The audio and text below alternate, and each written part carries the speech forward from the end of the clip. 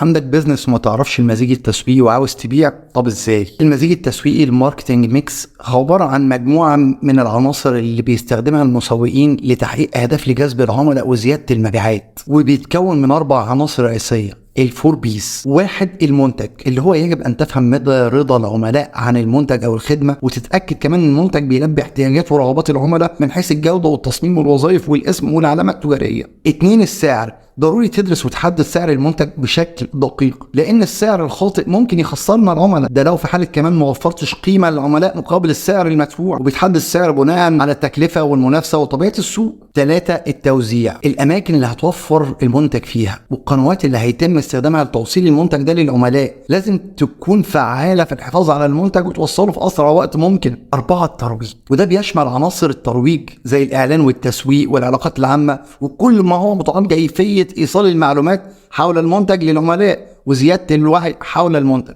بالنسبه للفور بيس تم اضافه عنصرين كمان ليهم. 5. العمليه، الطريقه اللي هيتم بيها تصميم وتنفيذ عمليات الاداره لتقديم المنتجات والخدمات للعملاء، بتبدا من عمليه الطلب والشحن والتسليم والدفع والخدمات اللوجستيه. 6. الاشخاص، كل الافراد اللي بيتعاملوا مع العملاء من موظفين بيقدموا الخدمه والمنتج، ضروري كل دول يتم تدريبهم وتحفيزهم لتوفير تجربة عملاء مميزة. باختصار، المزيج التسويقي مهم جدا لتحقيق الأهداف التسويقية، ولازم تنفذ كل عنصر في المزيج التسويقي بشكل منفصل مع تناغم العناصر دي مع بعضها بشكل متكامل لتوفير تجربة عملاء متميزة وتحقيق النجاح في السوق.